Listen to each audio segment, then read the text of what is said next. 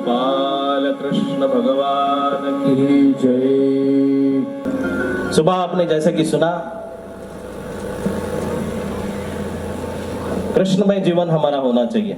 जिसके जीवन में कृष्ण की एंट्री हुई है, जिसके जीवन में कृष्ण का पदार्पण हुआ है, जिसके जीवन में कृष्ण का आगमन हुआ है, उसके जीवन से सारे दुखों का गमन हो जाता है। वो मोक्ष के गमन के राही बनता है, वो पथिक बनता है, वही सारे रूप से भक्त बनता है। अभी घंटा भर आराम से बैठ जाइए, फोन अपने स्विच ऑफ करके बढ़िया तरीके से आप ईश्वर भक्ति का आनंद लेंगे, यही आशा करता हूँ। आज पूर्ण विषय रहा हुआ है।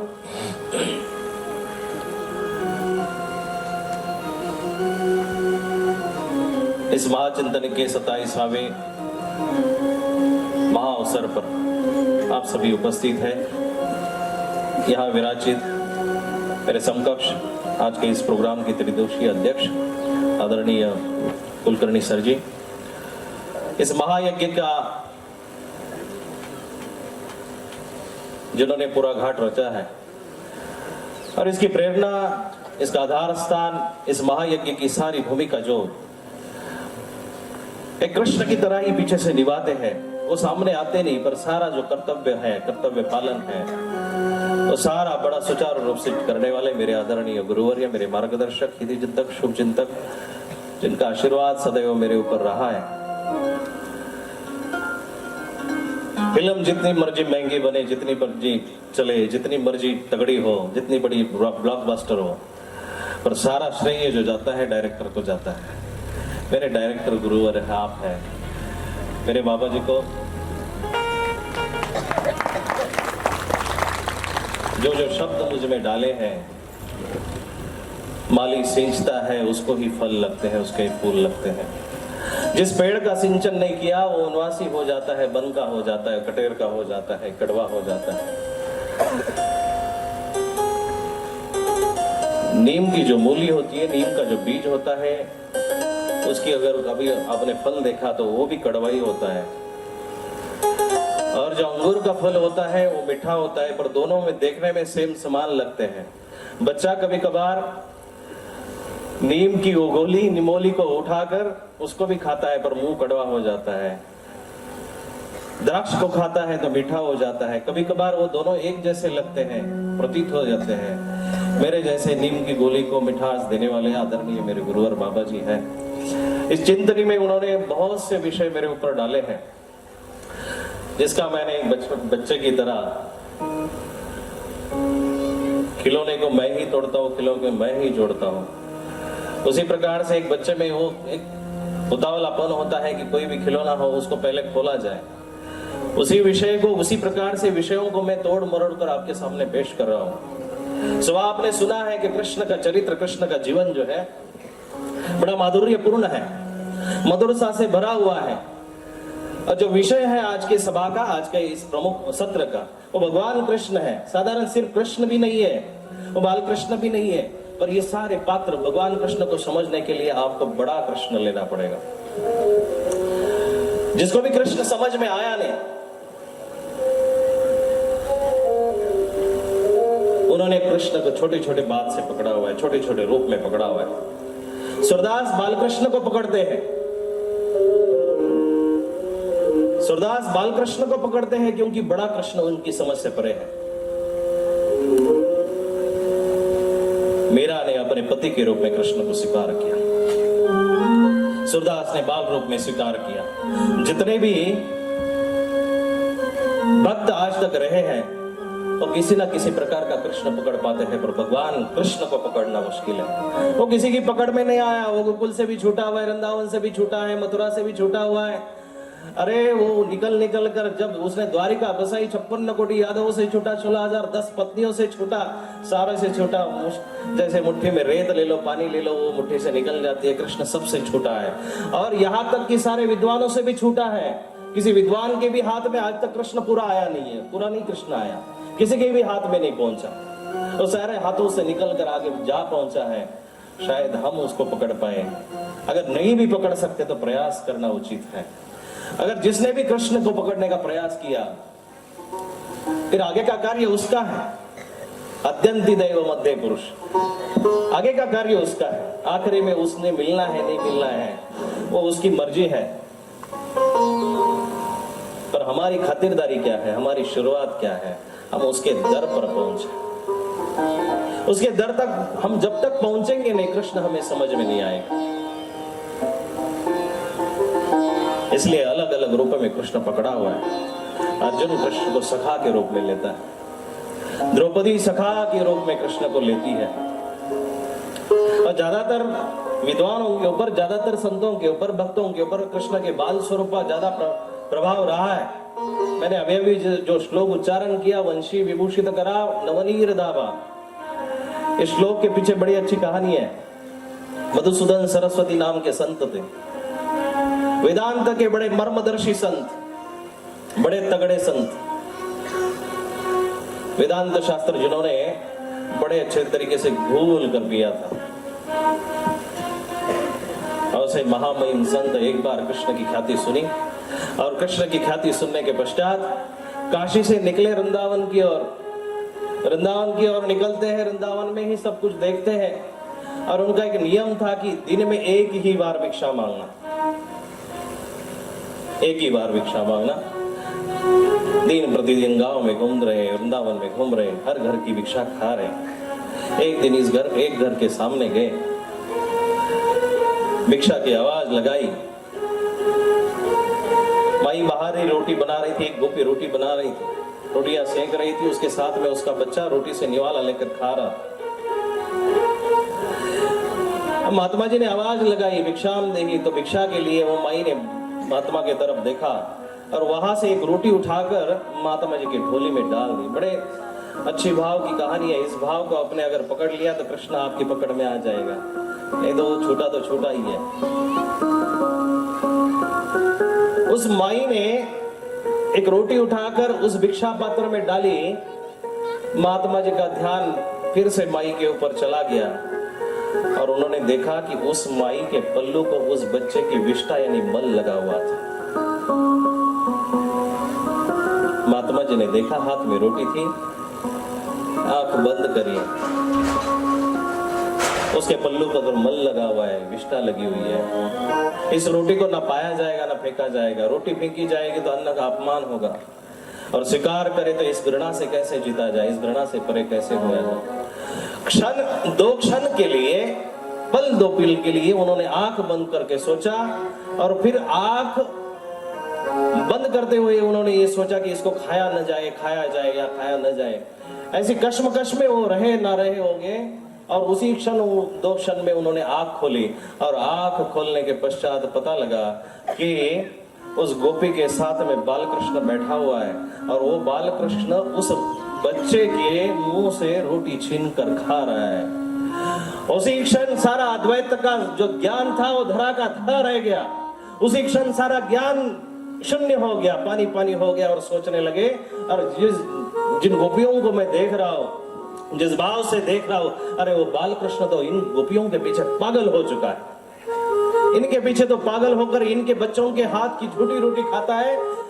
मेरी भक्ति कोई भी काम की नहीं। उसी रेत में वहां पर अपना शरीर गिड़गिड़ाने लगे, उसी रेत में अपने आप को नहलाने लगे, और नहलाते हुए अपने आप को गोपी भाव में समर्पित करने लगे।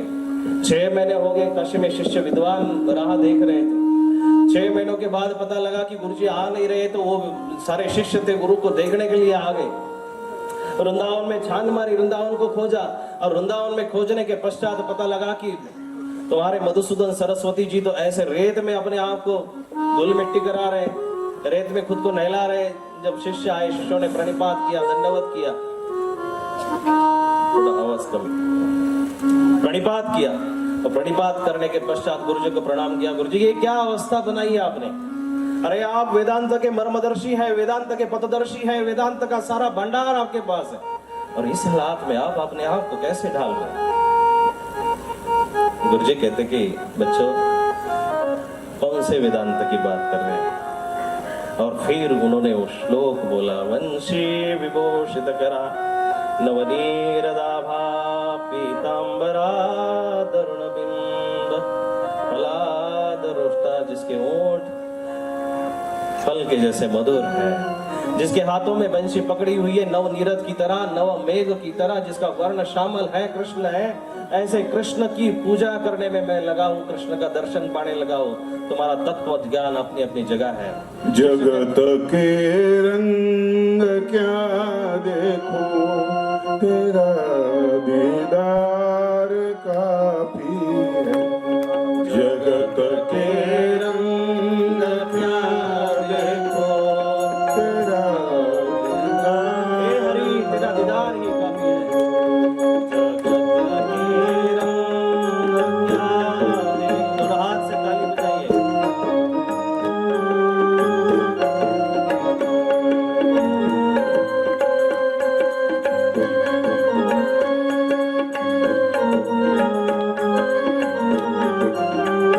नहीं चाहिए दुनिया के निराले रंग ढंग सारे।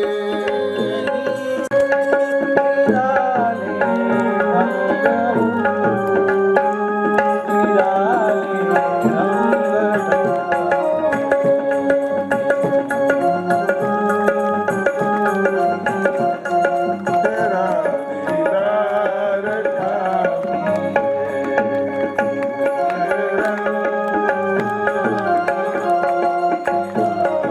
दीदार सारे शास्त्र एक तरफ है, सारे वेदांत एक तरफ है, सारा शास्त्र ज्ञान एक तरफ है। शिष्य कहते हैं गुरुवर आपका शंकराचार्य पद आपकी प्रतीक्षा कर रहा है, आइए ना। शंकराचार्य बनने के लिए आप तैयार हैं, आप शंकराचार्य के लिए आगे के लिए आपकी वारिस है। कहते तुम्हारा शंकराचार्य पद तुम्हारे पास है, मुझे कुछ नहीं चाहिए। जब मैंने उसके साथ लगन लगाई, जगत के सारे रंग देख लिए, सारा दीदार देख लिया और उसका दीदार देख लिया, तुम्हारा जीवन तो फीका है, तुम्हारा संसार तो फीका है, तुम्हारे संसार की तो लालिमा निकल चुकी है, तुम्हारा संसार का कवर झूठा है। जितना महंगा गिफ्ट लाओ, जितना महंगा गिफ्ट लाओ, पर उसका कवर ठीक से ना हो तो वो गिफ्ट फीका लगता है। पर अंदर कूड़ा करकट भी भरा हो, ऊपर से सुंदर से आवरण अच्छा लगाओ, बाहर से आवरण अच्छा लगाओ, रैपर अच्छा लगाओ, रैपिंग अच्छा करो, गिफ्ट भी सुंदर लगता है। ये संसार को इसी प्रकार से हमने देखा हुआ है। संसार भले ही दुखमूल हो, पापमूल हो, उसके बावजूद भी हमने उसी प्रकार से पकड़ा हुआ है कि इसको हमने कभी छोड़ना ही नहीं। इसी प्रकार से पकड़ा हुआ है। संसार ऐसे नहीं पकड़ना चाहिए। जिस दिन तुम कृष्ण को पकड़ोगे, आवाज, जिस दिन तुम कृष्ण को पकड़ोगे, संसार अपने आप छूट जाएगा। हाँ ठीक है, यही आवाज है, संसार अपने आप छूट जाएगा। संसार को छोड़ने की जरूरत नहीं है, सही ढंग से समझ लीजिएगा। आपने थोड़ी देर पहले मुझे अभी प्रश्न किया था, संसार ना झूठा है ना सच्चा है, झूठा है ना सच्चा है। पानी कभी गर्म है कभी ठंडा है, ऐसी कोई अवस्था नहीं है पानी की। पानी अपनी जगह ठंडा भी नहीं है, पानी अपनी जगह गर्म भी नहीं है, पानी जैसा के तैसा शीतल है। इसलिए वेदों ने, शास्त्रों ने उसको जीवन कहा, शीतल कहा हुआ। वो हर समय के साथ अपना ऋतु बदलता है, रंग बदलता है, हर समय के साथ उसका बदलाव है, परिवर्तन। तुम्हारा बदलाव धर्म के साथ में धर्म का होना चाहिए, संसार के साथ में संसार का होना है। संसार में कार्य करते हुए तो संसार में लीन रहो, कोई बुरी बात नहीं है, पर धर्म में तुम आते हुए भी तुमने धर्म का भी लीनता का स्वभाव इसी प्रकार से लेना चाहिए कि जैसा मक्खन से कोई बाल निकालो उसको कोई मक्खन चिपकेगा नहीं, उसी प्रकार से संसार में निकलना चाहिए। आधा घंटा ही मान लो, 24 घंटे में 24 मिनट ही पूजा कर लो, 24 मिनट का पाठ पूजा ही बहुत है तुम्हारे लिए। ज्यादा भगवान को चिपक के रहने से भगवान नहीं मिलेगा, ज्यादा ईश्वर को चिपकने से उसको भी दर्द होता है। बाबा जी ने बड़ी अच्छी कहानी सुनाई है कि किसी स्थान को एक माई झंडोबाम रगड़ रही थी। अब बोली भावना है, भोला भाव है, भक्तों का भाव झूठे बेर को भी खाने को मजबूर करता है, भगवान को किसी भी प्रकार से मजबूर करता है परमात्मा को। तुम मजबूर करने लायक बन जाओ बस। वो माई झंडोबाम रगड़ा रही थी, बाबा जी ने पूछा कि ऐसा क्या हुआ कि तू झंडोबाम रगड़ा रही है। वो कहती दिन भर से हर कोई आता है माथा टिपकता है, हर कोई आता है माथा टपकता है, हर कोई आता है ये मन्नत मांगता है, हर कोई आता है ये मांग करता है, वो मांग करता है। वो भी तो ईश्वर मनुष्य के रूप में आया हुआ है, उसको भी तो माथा दुखता होगा, उसको भी तो सिर दर्द होता होगा। तुम्हारी मांगे करते पूरी करते करते परमात्मा भले ही उसके अनंत रूप से थकता नहीं होगा, पर कभी ऐसी भी बात तुमने पकड़नी चाहिए कि ईश्वर ने भी कितना देना चाहिए, कितना देना चाहिए। और जितना मिला है वो क्या कम है, जितना मिला है क्या वो क्या कम है। लाख करोड़ी काया दीनी अंग अंग अनमोल, इस अनमोल तन को तू माटी में मत मोल। नित कर उसकी बंदगी, नित कर उसका जाप, देना होगा तो देगा अपने आप। उसने देना है तो वो अपने आप देगा, तुम्हें मांगने की जरूरत नहीं पड़ेगी। ओशो कहते हैं कि मांगना मरण भया, मांगने से मरना अच्छा है, मांगने से मरना अच्छा है। इस भगवान कृष्ण को समझने के लिए बड़ी देर लगेगी, बड़ी देर लगेगी। वो इतने आसानी से नहीं पकड़ा जाएगा।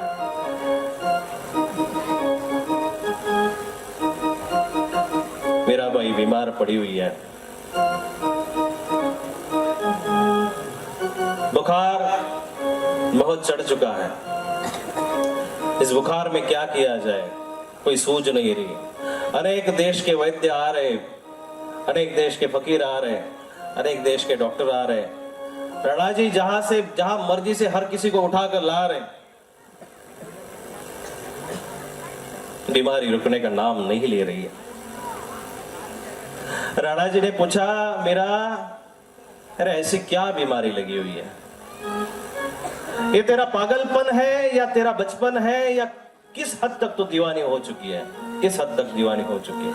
अरे जो चीज तुम्हारी नहीं है उसके पीछे क्यों भागती है? पर मेरा के जीवन पर प्रभाव, बड़ा जबरदस्त प्रभाव कृष्ण का है। तुम्हारे जीवन पे प्रभाव किसका है देखना चाहिए। हम मीठी रबड़ियां खाकर, जलेबियां खाकर, रसगुल्ले खाकर, गुलाब जामुन खाकर, जितने मर्जी मीठे खाकर हमारा मुंह सिकड़ा हुआ है। हमारे मुंह की झुर्रियां मिटने का नाम नहीं ले रही है। हम खुश नहीं दिखाई दे रहे, हम प्रसन्न नहीं दिखा रहे। इतना मीठा खाकर भी हम प्रसन्न नहीं दिखाई देते। मेरा जहर पीकर भी हंसती है, नाचती है।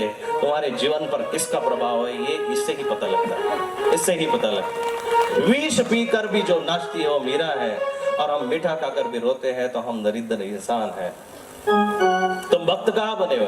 हम भक्त बने ही नहीं है, हम अलग है। आम्ही जो पर्यंत वेगळे राहणार आहे तोपर्यंत परमात्मा आमच्या जीवनामध्ये येणार नाही। आमची ही वेगळीताच ईश्वरापर्यंत आम्हाला पोहोचू देत नाही। कृष्णापर्यंत पोहोचण्यासाठी तुम्हाला भक्त व्हावं लागेल। विभक्त होऊन चालणार नाही दादांनो, विभक्त होऊन चालणार नाही। मग कृष्ण तुम्हाला कुठल्याही अवस्थेतला पकडता येत असेल तर तो पकडून घ्या। तो या जगाचा गोपाल आहे, तो या जगाचा गोपाल आहे, तो या जगाचा एक गोपाल आहे। तुम ढूंढो मुझे गोपाल, मैं खोई गैया तेरी। सुध लो मोरी गोपाल,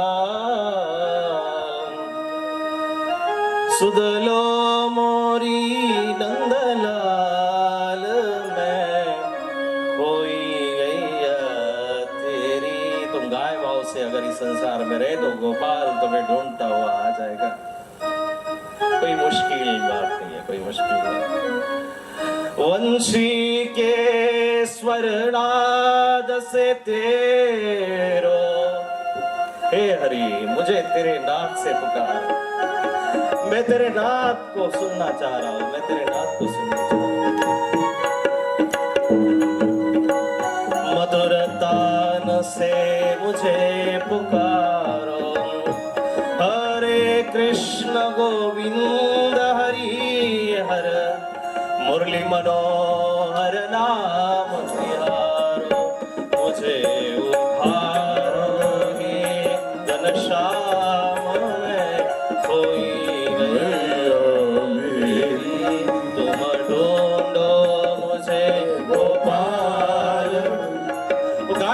पुकार रही है, वो गाय पुकार रही है धीरे धीरे। कृष्ण मैं खो चुकी हूँ, मैं इस संसार में उलझ चुका हूँ, मैं इस संसार में पागल हो चुका हूँ। मेरा पागलपन इस संसार से निकलने का नाम नहीं ले रहा है। मेरा पागलपन इस संसार छोड़ नहीं रहा। मैं अपने बच्चों की तरफ देख रहा हूँ, मैं अपने पति की तरफ देख रहा हूँ, मैं अपने संसार की तरफ देख रहा हूँ। मैंने संसार को इतना मजबूती से पकड़ा हूं कि तेरे तरफ मेरा ध्यान नहीं जा रहा है। हे गिरधर, इसलिए तो गोपाल बन के आजा।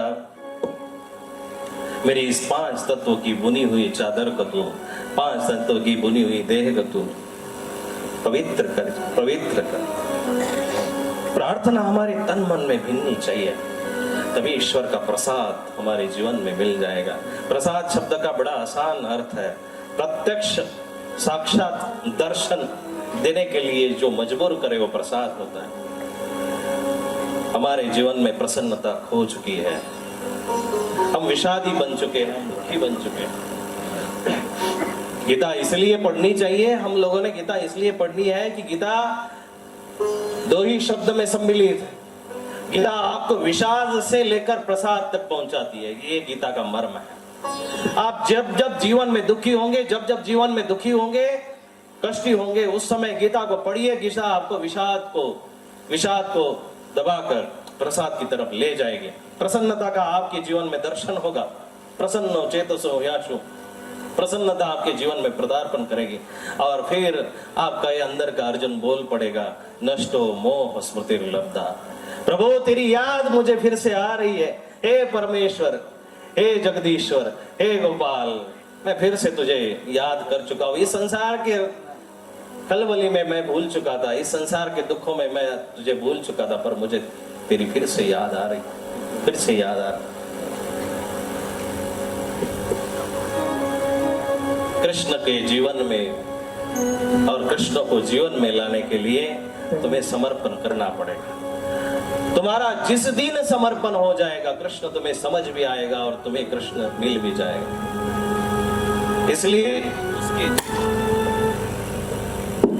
इसलिए उसको ये जीवन सौंप दीजिए, सौंप दीजिए। जिस दिन तुम सौंप दोगे उस दिन तुम्हारा काम खत्म हो गया, तुम्हारा काम खत्म हो गया। तेरा तुझको सौंप दे, क्या लागत है मोर, मेरा मुझ में कुछ नहीं, जो लागत सो तो तेरा तुझको सौंप दे, क्या लागत है मोर, मेरा मुझ में कुछ नहीं, जो लागत सो तो। ये सब तेरा है प्रभु, मेरा क्या बचा हुआ है बता। इसमें जुआ तेरा नाम लेती है, कान तेरे नाम सुनता है, आंखें तेरे दर्शन को प्यासी है, नाक तेरी पैरों की खुशबू सुनने को चाहता है, तेरी बदन की खुशबू सुनने को चाहता है। क्या तेरा बचा है? हृदय भी तेरे लिए धड़कता है और इसके पश्चात भी तेरा अवतरण नहीं हो रहा है। देखिए, कृष्ण अगर जीवन में नहीं आ रहा है तो एक ही प्रार्थना करिए, तू मुझे ले जा। बस इस संसार के मैं उबक चुका हूं, इस संसार से मैं उबक चुका हूं, अब तू ही मुझे ले जा। और इसके लिए तुम्हें प्रमाणित करता हूं कि गोपियों का प्रेम, कृष्ण ने गोपियों को किस प्रकार से पकड़ा हुआ है, वो पकड़ अगर तुम्हारे समझ में आ गई तो कृष्ण को समझना भी आसान हो जाएगा, कृष्ण को पकड़ना भी आसान हो जाएगा। उद्धव का अहंकार जब बढ़ा, वो अहंकार ऐसे साधारण रूप से नहीं बढ़ा। कहते हैं जब गुरुकुल में कृष्ण गए तो गुरुकुल में कृष्ण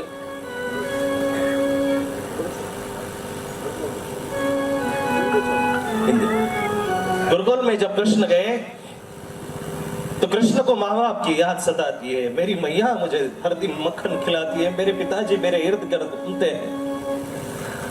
उस भावना से भाव विवर कृष्ण जब वृंदावन मथुरा गोकुल की ओर देखता है तो उद्धव वहां पे आता है और उद्धव कहता है कृष्ण तेरा जैसा महापुरुष बनने वाला, ईश्वर का सामर्थ्य वाला, अवतारित होने वाला पूर्ण पुरुषोत्तम तेरे अंदर है, ऐसे व्याकुल होकर कैसे चलेगा? कृष्ण कहते हैं उद्धव, जगत के सारे ममता से, सारे बंधनों से छूटना आसान है, पर मां की ममता से कभी कोई नहीं छूट पाए।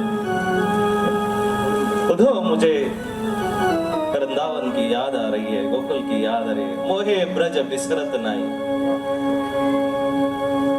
मेरे से नहीं भूला जा रहा है। उधो उसके बावजूद भी निर्गुण की बात करता है, यज्ञ याग की बात करता है, योग की बात करता है। कृष्ण कहते हैं रुक जा, कोई बात नहीं, मैं तेरा अहंकार उतार के रहूंगा। अब जब वृंदावन से कृष्ण जब मथुरा गए, कृष्ण को भेजा प्रभु ने और कहते गोपियों का हाल पूछ के आइए, आ जाइयो।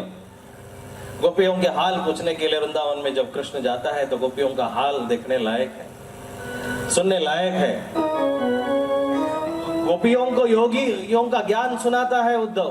गोपियों को कृष्ण जो सुनाता है वो बड़ी निर्गुण की बातें हैं। और गोपियों ने कृष्ण का बाल स्वरूप देखा हुआ है, गोपियों ने कृष्ण का छोटा सा स्वरूप देखा है, इसलिए कृष्ण की उद्धव की बातें गोपियां भूल नहीं पा रही है। उद्धव की बातें गोपियों के पल्ले नहीं आ रही है। उद्धव तो निर्गुणों की बात कैसे करता है? अरे पर निर्गुण की बात कर ना कर, कोई बात नहीं है। हमारे सामने जो रांग के गया, हमारे सामने जो खेला है, हमारे सामने जो गौओं के पीछे भागता था, हमारी छेड़छाड़ करता था, छिड़कानी करता था, हमारे मटके तोड़ता था, हमारा घर का गोरस चुरा कर लेकर जाता था, फिर वो कौन है? तुम निर्गुण की बात करते हो, निर्गुण इतना बढ़िया है, इससे बड़ा सुख निर्गुण के पास मिलेगा। तुम योग सिद्ध हो जाओ। उद्धव तेरी ये बातें झूठी है, उद्धव ये बात करने लायक बात नहीं है। और गोपियां बड़ा उसको ताना मारती है, बहुत ताने मारती है। गोपियों के ताने अगर तुमने सुने, गोपियां कहती है कि मथुरा के लोगों पर विश्वास कौन करे, ये ऊपर से भी काले हैं, अंदर से भी काले हैं। उद्धव कृष्ण की तरह देखता है। कृष्ण को उद्धव को भेजने का कारण भी यही है कि कृष्ण की तरह उद्धव दिखता है। गोपियां कहती है कि मथुरा के लोगों के ऊपर विश्वास रखना मुश्किल, तन की एक बात, मन की एक बात, तुम्हारे से कोई सीखे। अंदर कुछ छुपा के लाते हो, बाहर कुछ दिखाते हो। जिस प्रकार से भौरा फूलों के पराग को चुनने के पश्चात फूल को भूल जाता है, उसी प्रकार से तुम लोगों की ये आदत है। तुम हमें भूल चुके हो। उसके बावजूद भी जब उद्धव ज्ञान की बातें सुनाता है तो गोपियों का एक बड़ा अच्छा कवन है। हम प्रेम दीवानी है, ओ प्रेम दीवाना, हम प्रेम दीवाने, ओ प्रेम दीवाना, प्रेम दीवानी है, ओ प्रेम दीवाना, हम प्रेम दीवानी है, ओ प्रेम दीवाना। अगला बंद करिए।